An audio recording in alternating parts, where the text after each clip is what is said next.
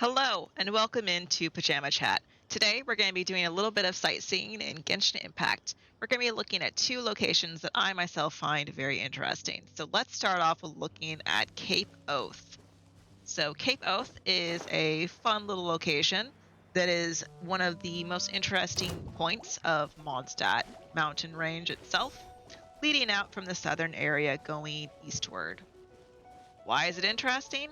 Well, because of that, but also because of how you get to it. So there's a couple little things around here, and then there's this odd circular structure type thing. There's some interesting type ruins going on there. What could these ruins be? Well, if you hung out with us for the other parts of, especially episode 1, you would recognize this kind of architecture as Paimon ruins. Now, whether or not they're actually called Paimon ruins, I don't know, but that's what I call them, because they seem to have reminiscent idea of Paimon type stuff. Now, trying to avoid, okay. So, we go really, really high into the sky, that's fine. The idea for this wind is it's supposed to knock you into that black hole portal. Now, where does that black hole portal go, you may ask? It goes over there to that section of mountains. Islands, sorry. Why is that important? Well, because we're going to go ahead and go over there. But I don't mind taking the long way. I just need to drop down here. So, how can we get there with regular flying? I happen to have max stamina. And if you were around for another Pajama Chat episode when we did a walk from the starting location in the game all the way to Fontaine City proper, you would know that having Amber in your party lets you decrease the amount of stamina you consume. The gadget I just activated, the red feather fan leaf gadget thing, that makes it so that I consume stamina at the same rate, but I physically fly faster. So I'm not consuming more stamina while flying, I'm just flying faster. But I'm consuming less stamina while flying faster because I have Amber in my party. I have max stamina because I have finished the statues of Mondstadt and Liyue. That has been apparently changed, I believe, with the release of Natlan 5.0 of our year 2024. So that information might have changed. But so we're going to head over to this place, and you can see in the distance there's this strange circle in the distance. What is this odd mechanism? So we just left Cape Oath, and we are going to arrive at something called Musk Reef. This is a really interesting area because it was one of the prime locations of the very first event in the game, where meteors from the sky were falling. And the meteors were from stars that are not from the skies of Teyvat. So, as we explored these, we found out that the sky of Teyvat is fake. That's the first big thing we found out.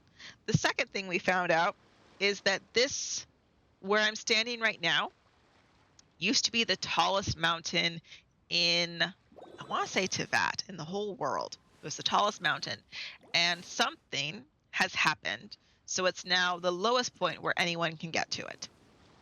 The idea that they seem to have in that event is that wind, because it's a nation of wind, and time has worn the mountain down so that now it's flat. My theory, since that event, and it has held true, is that it is not that time has worn the mountain flat so you can now get to the summit.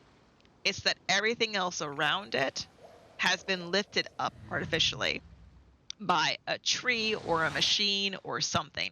Something has changed the land so that everything is up higher than it used to be.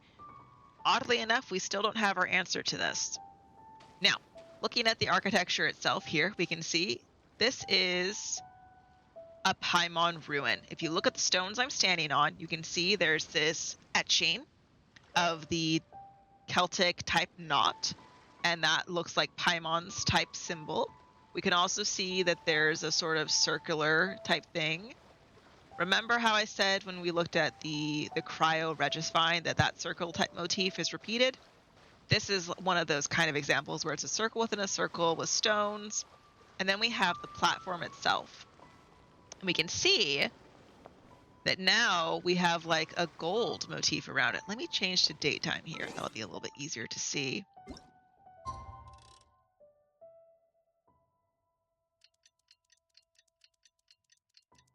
There we go.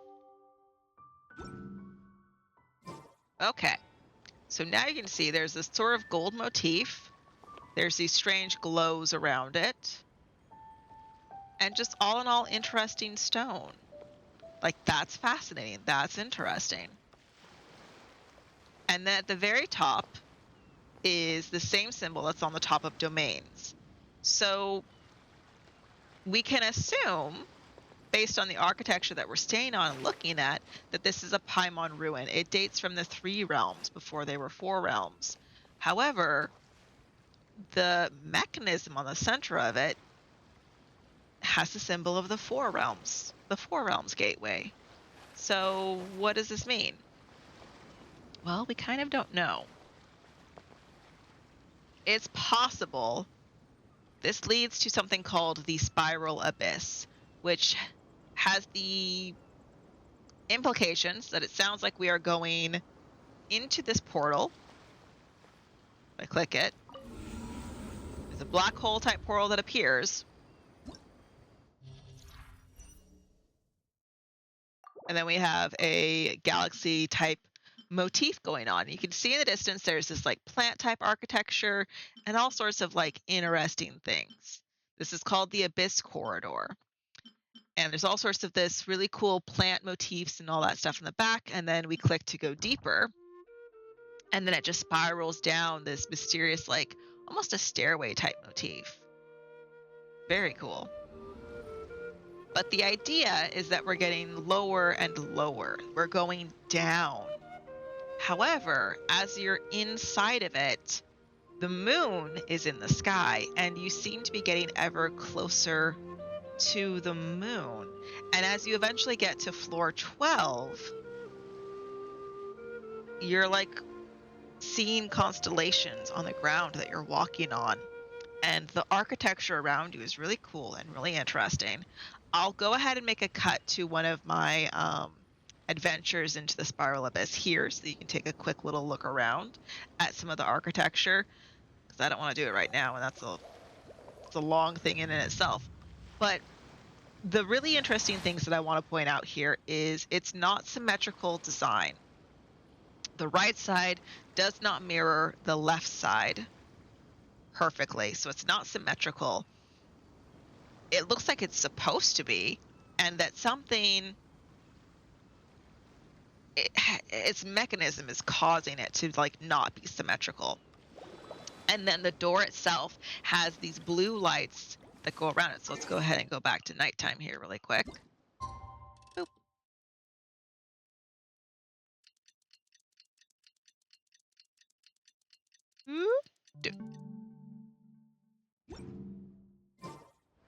So now that it's nighttime, you can see there are 3 glowing points, and then there's these 2 other glowing points on the sides. Like, yes, this on the surface of it, the glow around it is identical to what we see with the domain. It's a box, right? Like, it's a box that would be around a domain box that we see. But the actual design itself just looks interesting. There's nothing else really like this right now in the game, with this stone and metal type filigree, non-symmetrical Paimon era stuff. There just isn't. It's very interesting. That color change was from Nuvalet. Ignore him. Here, we'll go to Kazuha so it doesn't happen again. But yeah, there's something very interesting about that. So those are the 2 fun things I wanted to go ahead and show you today. Cape Oath, which is all the way over there, that mountain side in the distance, way over there. that mountain right there. That's Cape Oath. Why is it called Cape Oath? I actually don't know if we know the answer to that off the top of my head.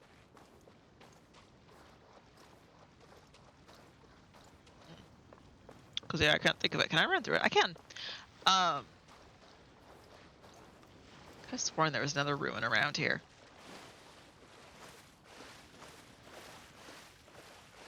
Maybe not. But yeah, it's very odd. There's no real easy way to explain this place other than it's very odd. And like even the circles, just like they come out so far. And remember, this was the tallest mountain at one point. All right. If you enjoy this content, go ahead and hit the like button. You're welcome to subscribe. I have several other Genshin sightseeing type videos, so feel free to look around. Have a lovely day. Bye.